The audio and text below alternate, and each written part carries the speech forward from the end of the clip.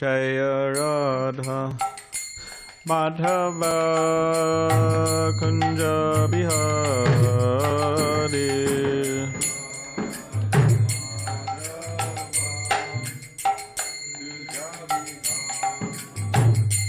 Jai Radha Madhava Kunja Bihari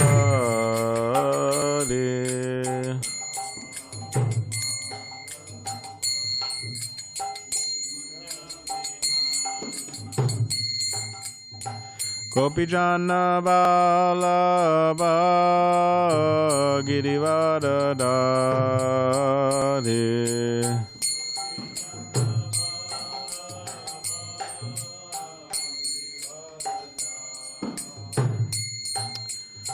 Gopijana Vallabha Girivardhari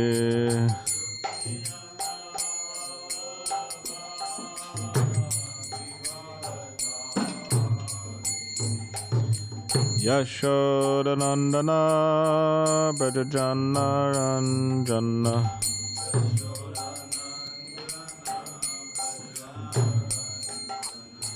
Yashodanandana Brajajana Ranjana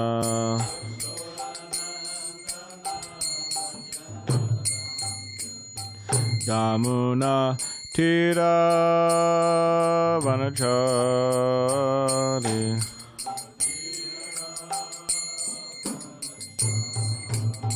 Yamuna Tira Vanachari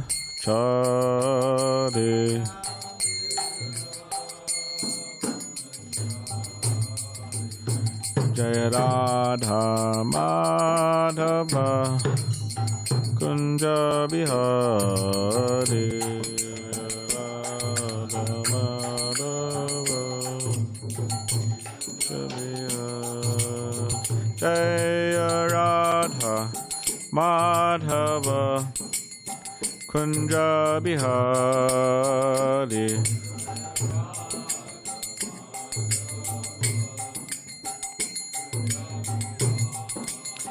Jaya Radha Madhava Kunja Bihari Radha Madhava Kunja Bihari Jai Om Vishnupad Paramahamsa Parivrajikacharya Ashtadhara Shatashi Srimad Bhagavatam A.C. Bhaktivedanta Swami Prabhupada Ki Jai Grantaraj Srimad Bhagavatam Ki Jai. All glories to the assembled devotees, all glories to the assembled devotees, all glories to the assembled devotees, all glories to Shri Guru and Shri Gauranga. Om Namah Bhagavate Vasudevaya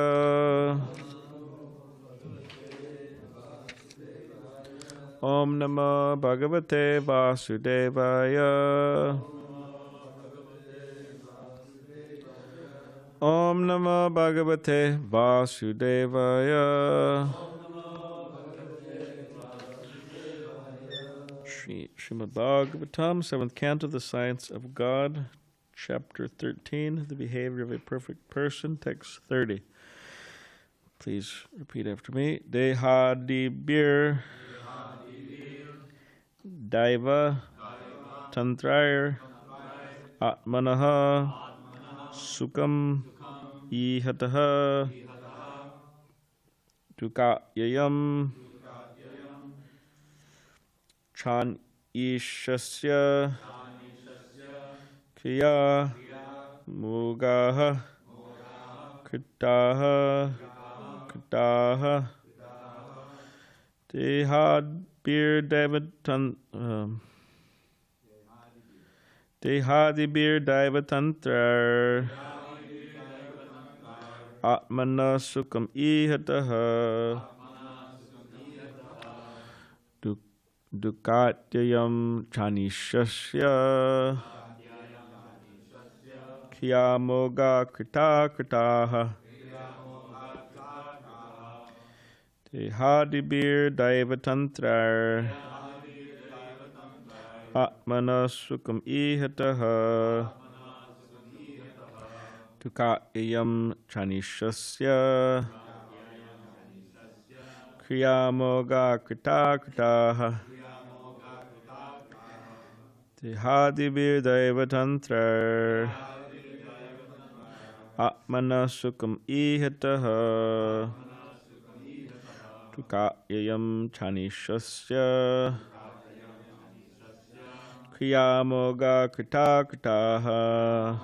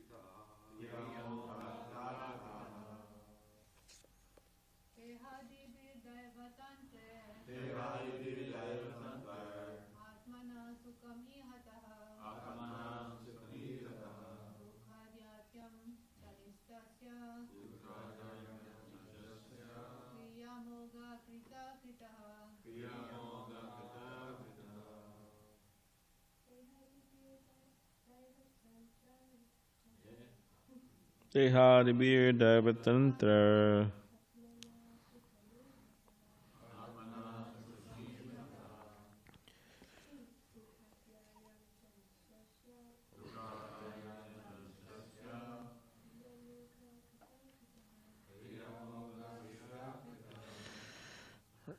Deha adibihi with the body, mind, ego, and intelligence.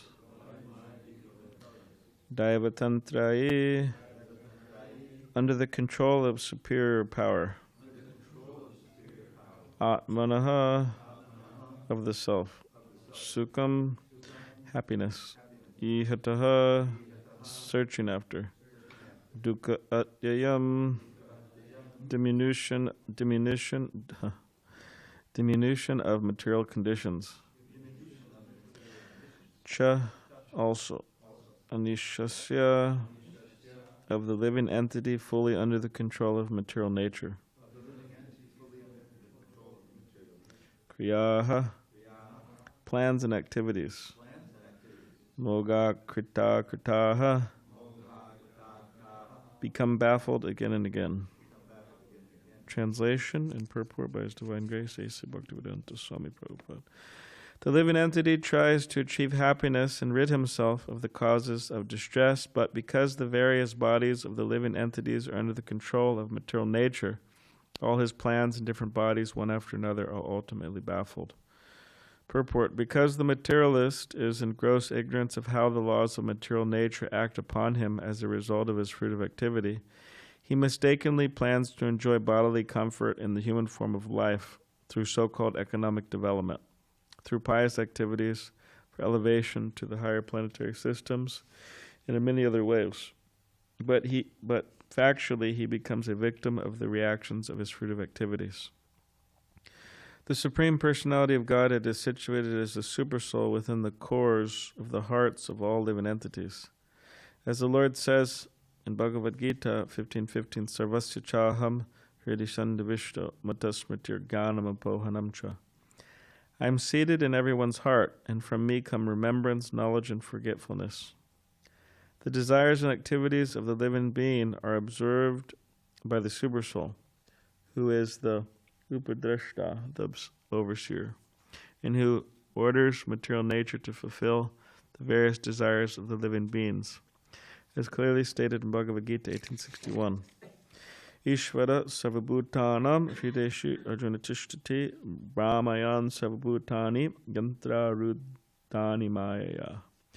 The Lord is situated in everyone's heart, and as one desires, the Lord gives one various types of bodies, which are like machines. Riding on such a machine, the living entity wanders throughout the universe under the control of material nature and its modes. Thus, the living being is not at all free to act, but is fully under the control of material nature, which is fully under the control of the Supreme Personality of Godhead. As soon as a living entity is victimized by material desires to lord it over material nature, he is subjected to the control of material nature, which is supervised by the Supreme Soul. The result is that one again and again makes plans and is baffled, but as foolish as he is, he cannot see the cause of his bafflement. This cause is distinctly stated in Bhagavad Gita. Because one has not surrendered to the Supreme Personality of Godhead, he must work under the control of material nature and its stringent laws. Daivihesha gunamayi mamamaya dhiratya.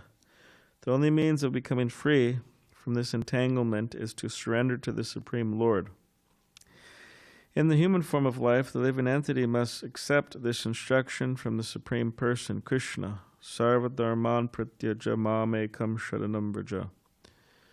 Do not plan to achieve happiness and drive away distress. You will never be successful. Simply surrender to me. Unfortunately, however, the living entity does not accept the Supreme Lord's clearly stated instructions from Bhagavad Gita, and thus he becomes a perpetual captive of the laws of material nature. Yagyartat karmano nyatra lokayam karmabandhanaha. If one does not act for the satisfaction of Krishna, who is known as Vishnu or Yagya, he must be entangled in the reactions of fruitive activities.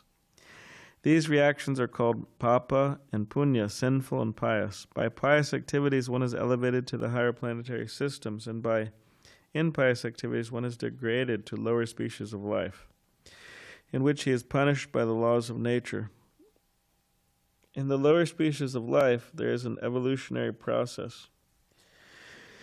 And when the term of the living entity's imprisonment or punishment in the lower species is finished, he is again offered a human form and given a chance to decide for himself which way he should plan.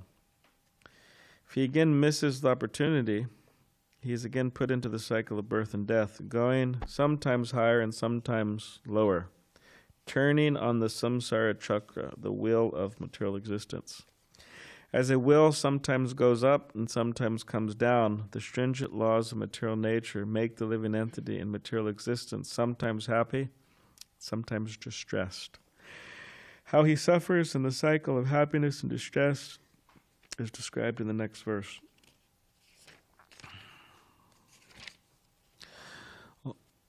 Om Jnanativedandasya Gyananjana Shalakaya Chakshuvanmaditam Mena Tasmai Shri Gurave Namaha Mukam Karitavachalam Pangam Langa Tegirim Yakipatamaham Vande Shri Gurundinitaranam Vanchakabdrivishta Kripa Sindhubevacha Patitanam Pavanebhyo Vaishnavebhyo Namo Namaha Jai Shri Krishna Chaitanya Prabhu Nityananda Shri Advaita Gadadhar Shivasari Gaur Bhaktivinda Hare Krishna, Krishna Krishna, Hare Hare, Hare Rama, Rama Rama, Hare Hare.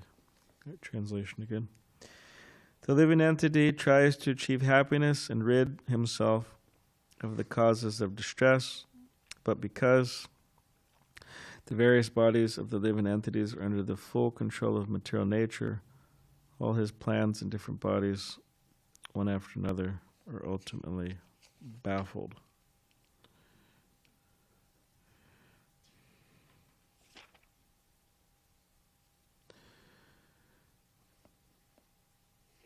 Srila Prabhupada one time said that you have your plan I have my plan and Krishna has his plan. So the trick is to try to find out what is Krishna's plan and act according to that plan. And the plan of Krishna is very clearly given in Bhagavad Gita, in the Srimad Bhagavatam, Chaitanya Charitamrita, the Nectar Devotion.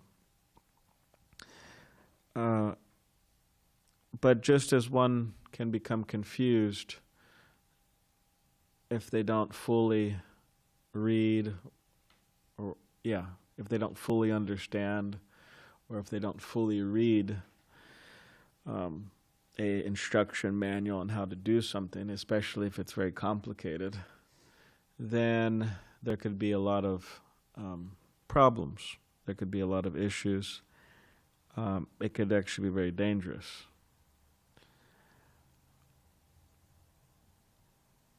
Sometimes if people don't follow instructions, it could just lead to, death, actually, depending on what they're trying to do. So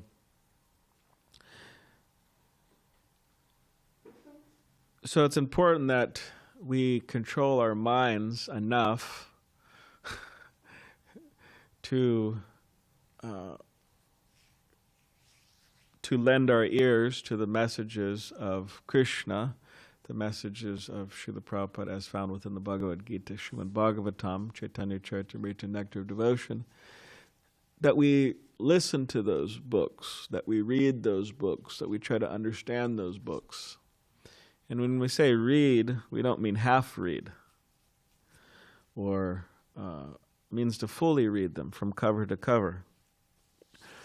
And okay, some people may not be big readers. Okay, I understand. Then you should hear seriously Bhagavatam, Chaitanya Charitamrita, Nectar Devotion, Srimad Bhagavatam. There's audio books, there's lectures. But for those who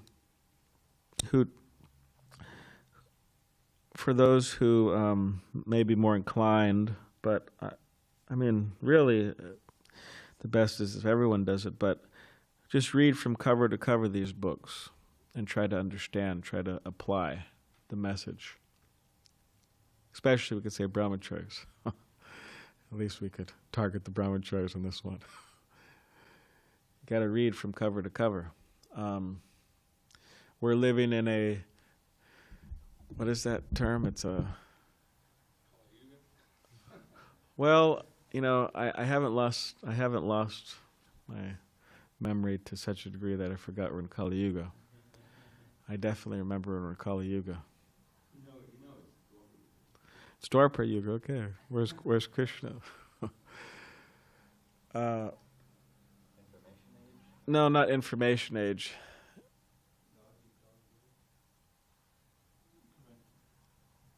The age of the half-read page.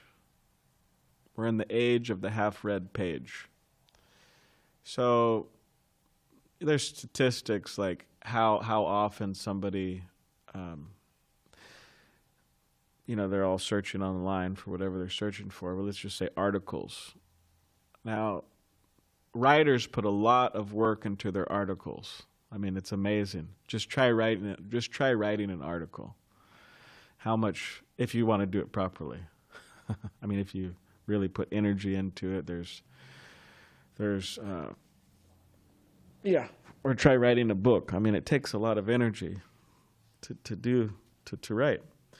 So, and then people, they stumble across these articles, and how many people actually read them? There's like, it's an interesting percentage of, because some people, they get just like a few words or like a paragraph, and there's a number of paragraphs, so there's a certain percentage that just jump to another site, and then there's a certain less percentage who read like half of it, and then they send it to somebody, although they haven't read the thing. And then there's even a smaller percentage of people get to the very end of the article. And people, they talk about this, and they may criticize it, but some people, they say, well, I'm also like that. I kind of read half articles, send it to somebody. Which it's interesting because there might just be kind of weird information later on in that article that you don't agree with or whatever. But now, why is that? Why don't people read the whole article? Oh, it's a lack of attention span or lack of interest in the subject, or. But yeah, we're living in that age, an age of, people are making videos shorter and shorter and shorter now, because people don't want to sit through a 15-minute video. Sometimes they look, okay, like, all right, this is kind of interesting, but like, how long is this going to last? They kind of look, okay, it's going to last, a total 3.5 minutes. Okay, I think I can make it through. If it's going to last 15, it's like, oh, geez, give me a break. I got to do something. What is that they have to do? I'm not sure, but so we're living in an age of ADHD and the age of the half-read page. So as Hare Krishna people, as devotees, as followers of Srila Prabhupada, we have to be careful that we don't succumb to this tendency. And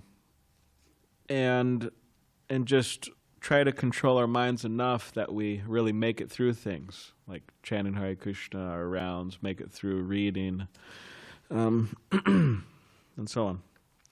Because again, without understanding things, without investigating things, without understanding things, then we may think that Krishna's plan is something it's really not.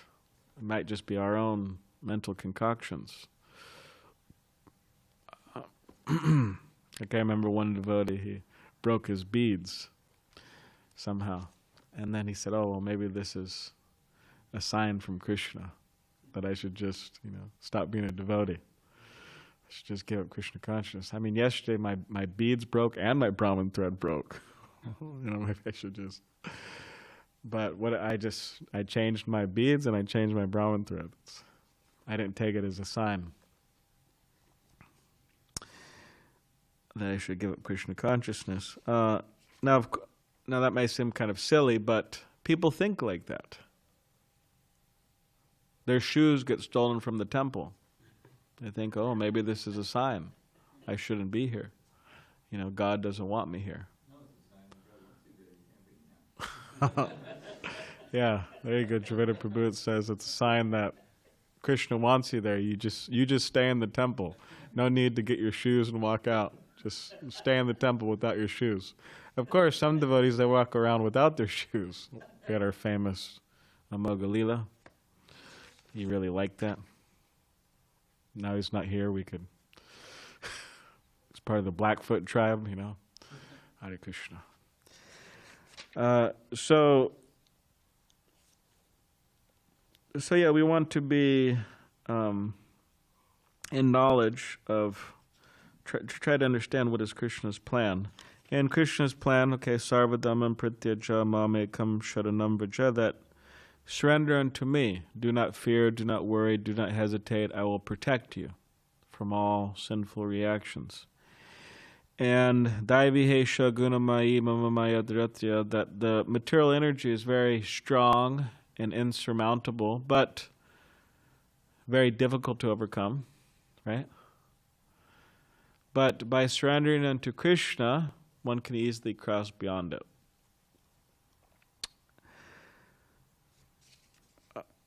So the plan is that Krishna's plan is that we should surrender unto Him out of love and devotion, and He will protect us, and He will guide us. And as Srila Prabhupada's quoting in this particular purport, Ishvara Sarvabhutanam, Krishna is within everyone's heart. He's there guiding us. As Srila Prabhupada says, the Lord is situated in everyone's heart, and as one desires, the Lord gives one various types of bodies, which are like machines. So the body is like a machine. Riding on such a machine, the living entity wanders throughout the universe under the control of material nature and its modes. again, but if one surrenders unto Krishna, then one is no longer under the control of material nature. One is under the control directly of Krishna.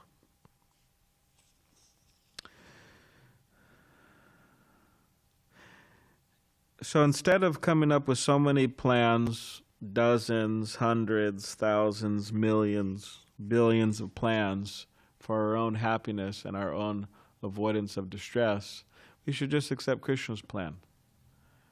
Just chant Hare Krishna, read the books fully, no half, what is it? Half-read page, half-read books. Just read the books fully, chant, engage in deity worship, try to give Krishna consciousness to others. There's a lot of people to give Krishna consciousness to, millions of people. So many people here in San Diego to give Krishna consciousness to, and there's so many ways to give Krishna consciousness to others. And become initiated, chant Hare Krishna, engage in the process of Krishna consciousness, and become a free entity, become a liberated person, become a lover of Krishna. That's the idea. Or does anyone have any question or comment? Hare Krishna. You got some prasadam? All right, good. Hare Krishna. Chad, you have something? Hare Krishna. Oh, it's loud.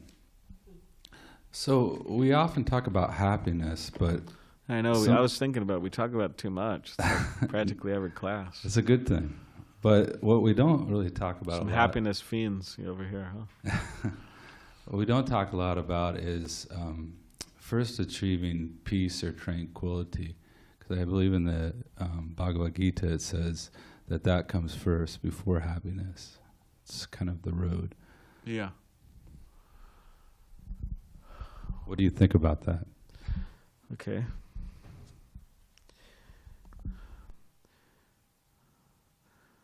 Well, maybe, devotees tend not to think about or talk so much about peace.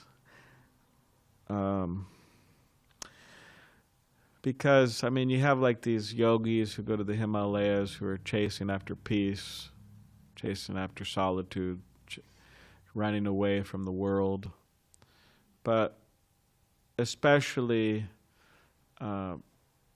as followers of Srila Prabhupada in the modern world and the modern ISKCON world, Srila Prabhupada didn't put much emphasis on peace or tranquility. Srila Prabhupada put more emphasis on we're the army of Chaitanya Mahaprabhu and we're fighting the war with Maya and drop the bombs, which are books, into the laps of the conditioned souls, and Chaitanya Mahaprabhu's soldiers and army. And so instead of, and Bhajanarayan Swami quotes some exchange with Srila Prabhupada about, and knowing Srila Prabhupada's to whatever degree I know, knowing Srila Prabhupada's mood, the particular exchange does match up, because somebody was saying about peace and this and that, and Srila Prabhupada says, forget about your peace.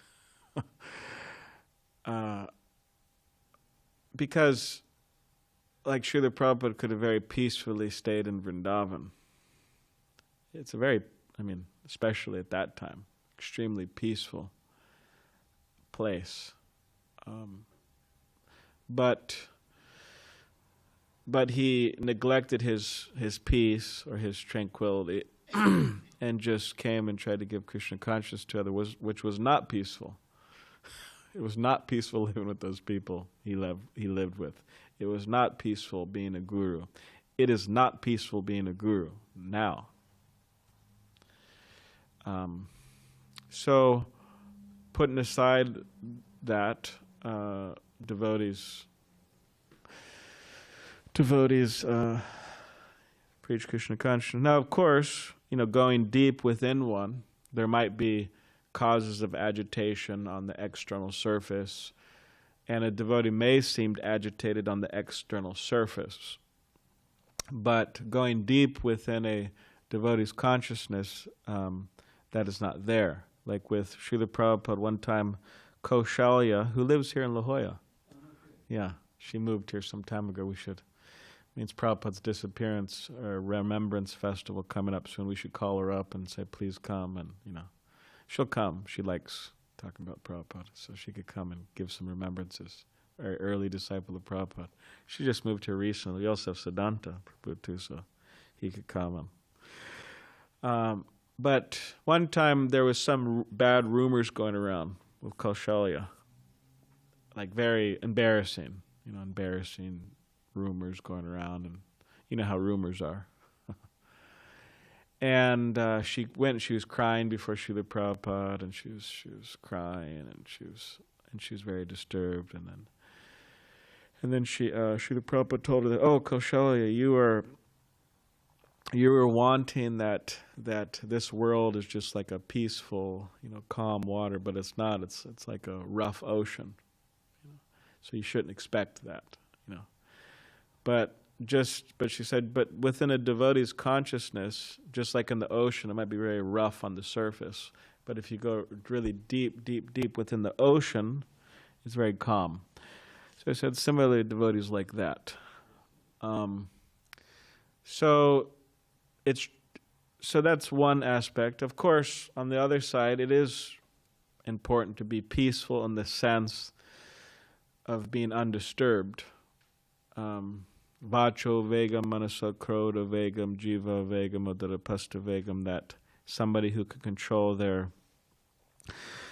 urges of the mind, anger, speech, tongue, belly, genitals, what else? Anger, speech, that's everything, 6. Then they're adhira, means they're peaceful, they're undisturbed, and they could create disciples over the world. They could make disciples over the world. So it is important to be peaceful.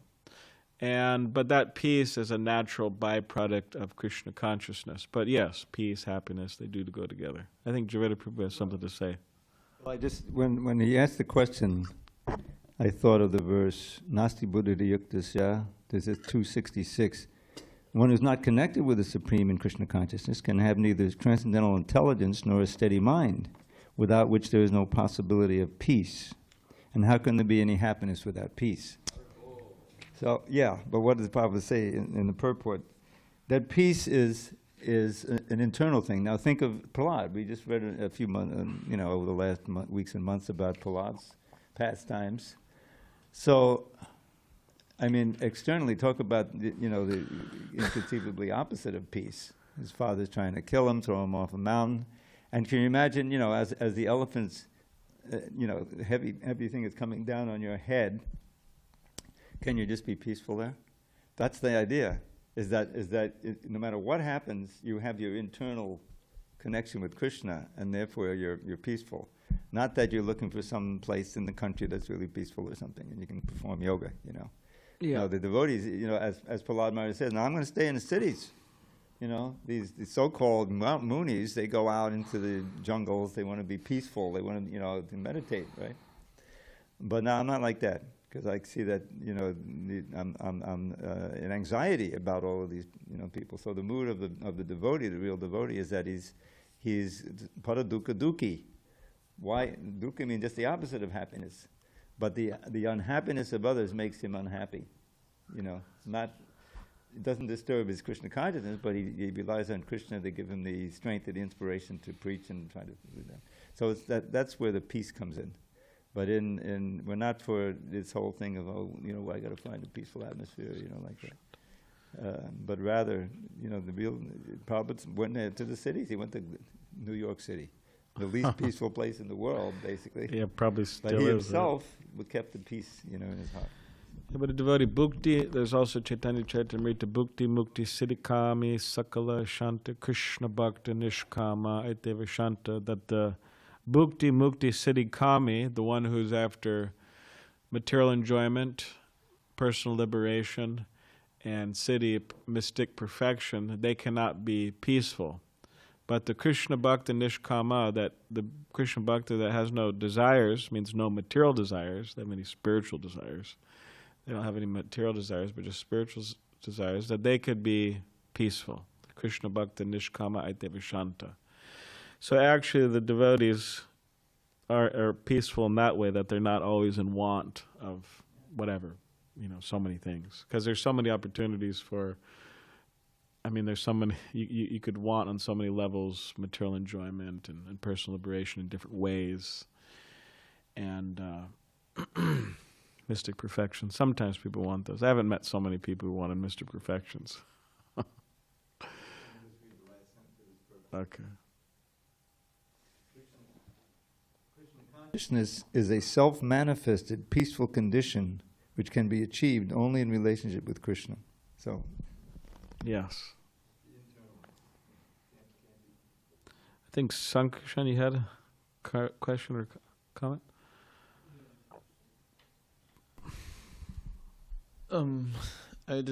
This story about my plan, or Sri Prabhupada said, no, you have your plan, I have my plan, Krishna has his plan. I was wondering, isn't like Srila Prabhupada's plan Krishna's plan? Kind of like he's like trying to execute Krishna's plan. So why did he say that exactly like that? Is just to make an example, or? Well, does anybody have any thoughts about that? Srila Prabhupada said, you have my plan, I have my plan, you have your plan, Krishna has his plan, something like that. But wouldn't Prabhupada's plan also be Krishna's plan, because their plans would be the same? Can you use the microphone, Prabhu? Oh, tapas. Come on. I'm just joking. he said, you have your plan, I have my plan, but Krishna has his plan. Yeah. But Prabhupada is speaking. Yeah, he says this is what ordinary people think. Yeah. You have your plan, I have my plan. Now let's argue and see whose plan. No, but Krishna has his plan, which is really what we should both be looking for. Yeah. And so he's just taking the role of a conditioned soul when he says that. And also you have the case of Srila Prabhupada at the Los Angeles temple, when there was some issues happening in L.A., and Srila Prabhupada asked his disciples to take him out of there. And then eventually he went to India. But at the time, he said he was wondering, he wasn't sure, like, why is this happening, that I'm leaving this temple, it's such a beautiful temple, I'm here writing books for you, and why is this happening? He said he couldn't understand at the time. But then later on, he recalled how he understood that Krishna, he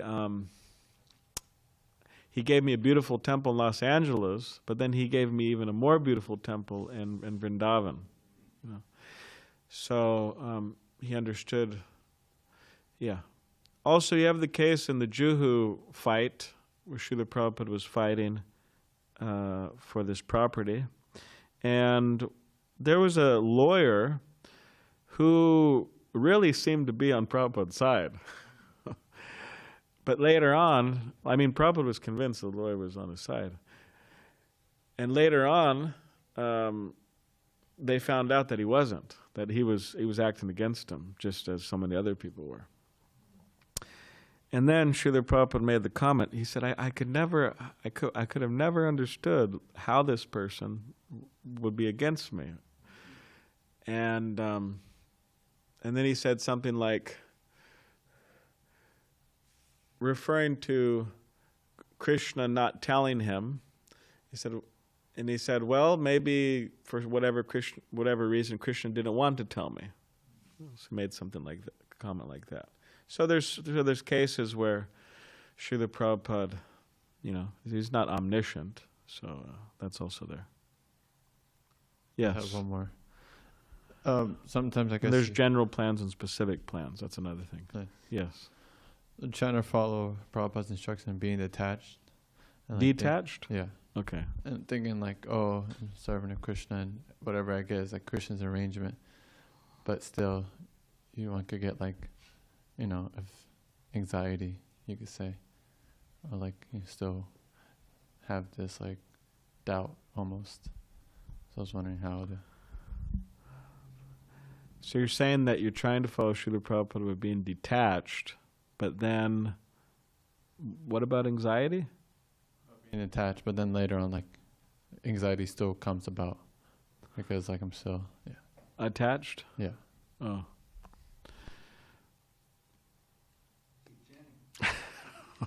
Yeah, I mean, you can't expect, and I don't want to refer to you as I'm not comparing you to a child, but you know, when a person is, as an example, a child has a certain level of maturity, and has certain interests and so on. So you can't expect more than the child is actually capable of.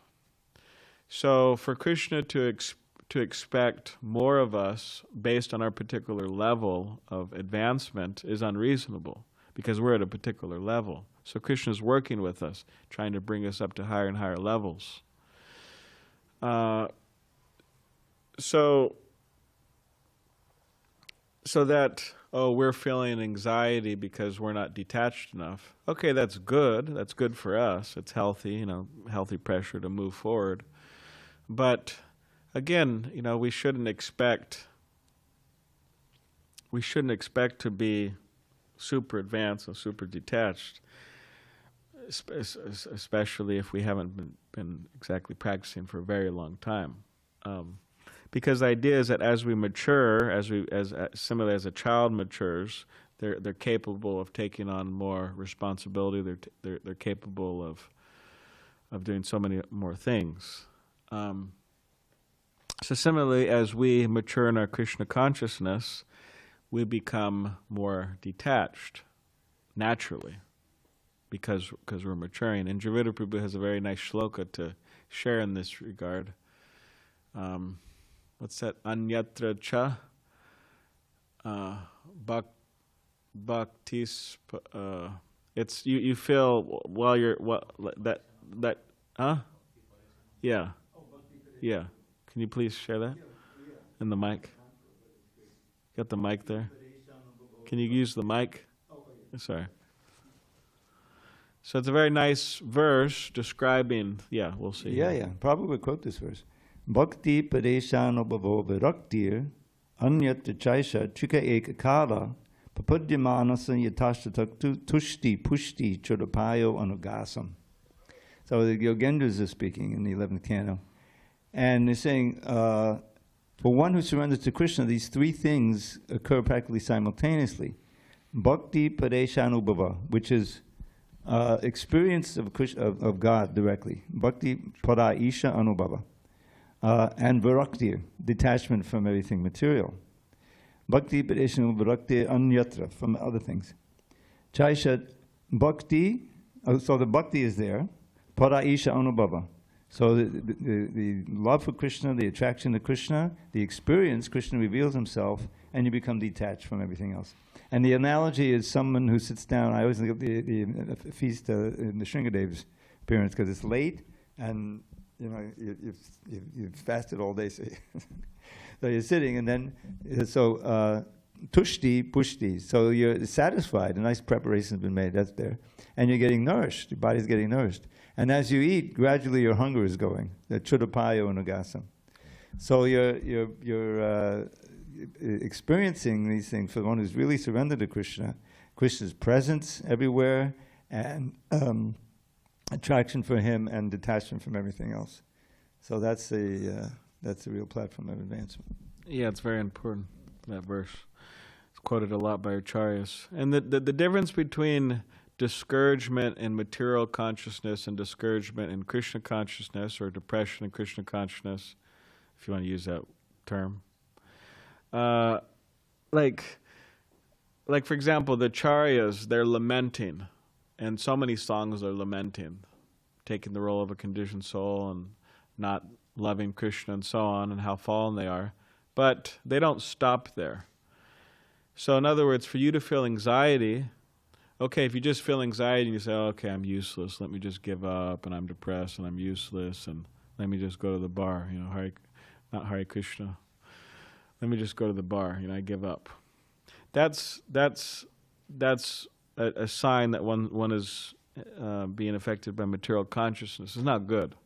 But if one laments, okay, I'm not as detached as I should be, and I don't want to make progress, but then and lamenting in that way, but then they increase their endeavor to move towards Krishna consciousness, then that's good. That's Krishna conscious. So it's very important. Do that. All right. Kabir Chandra has a comment. I want to ask you to share about this, studying Srila Prabhupada books, because of how I understand that only read from cover to cover, this is not enough. It's needed something else, because of there's also this concern that Chet told and Sankarshan, that this your nice analogy, like ocean. On the surface is this rush and something like this, but deep, it's calm. And how to how to attain this by studying? Well, Borijan Prabhu has a very nice article. I think it's called prayer. It's called I don't know if it's like tips on reading or prayerful reading or something like that. But he goes into a whole description of how to study and get more out of it. So, of course, there's praying before one studies, and there's just the idea of applying one's intelligence and mind to the particular what's trying to be communicated, and so I could share that with devotees. That particular I have. You could look that up. That's there.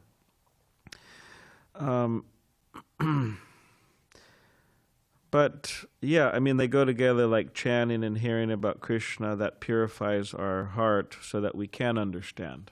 That's a very important aspect too. We have to take our sadhana very seriously, and this will help us get more out of the books. Help us understand.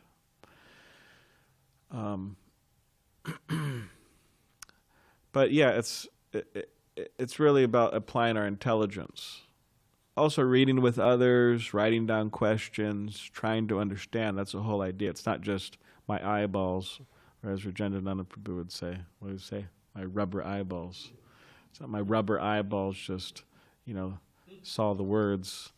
But we tried to understand things, discuss with others. How does this apply to my life? So like that. Those are some things. Hare Krishna. Oh my God. Yes. I have a question. Yes. Okay. Yes, Balaram Prabhu, thank you very much. You're most kind. Dandavat Pranams. Prabhu, you insisted so much during your class on saying to your audience that Krishna has his own plan. Yes. And that is for us to surrender unto him. Yes. And this reminded me of the qualifications of Arjuna in Bhagavad Gita for him to be recognized by Krishna as friendly and non-envious. Yes. That's why Krishna sang the Gita to him. Because you're not envious of me and because you are my friend, I will teach you this knowledge. So, based on all of this, my question is, it's not difficult for me to understand about being friends with Krishna. But what about avoiding being envious against Krishna? My exact question is, could you give me at least one symptom that shows that a person is envious of Krishna? That is my question. Okay. Yeah. Bhaktaram yagatapasam savalokam maheshwaram. So Krishna says he's the supreme enjoyer, proprietor, friend of all living entities. So if we go on the streets and we say, if we get a microphone, we say, do you want to become God? Especially in this country where there's not a lot of Mayavadism exactly. like traditionally how it's understood. People say, no, I don't want to become God. That's crazy. You know, what do you mean? If you go to like Varanasi or something, then maybe you get a lot more people saying they want to become God. But then the philosophy says they do want to become God. So then how do we understand that? Well, they may not like consciously say, yes, I want to become the absolute supreme God, you know. But in terms of them being the supreme enjoyer, right? The supreme proprietor of things, the supreme friend, welfare work, they do try to take that position in a different way. So that is a symptom. And as devotees, we don't subscribe to that. We don't want to do that. We want to be the humble servants of the devotees in Krishna. So I hope that satisfies you to some degree. Not to some degree. It totally satisfies me. Thank you very much. Okay, Hare good. Krishna. You're self-satisfied. Yes. So I plan to leave tomorrow morning very early in the morning, and I'll be gone for a little over 2 weeks. So I'm sure everything will go on here well.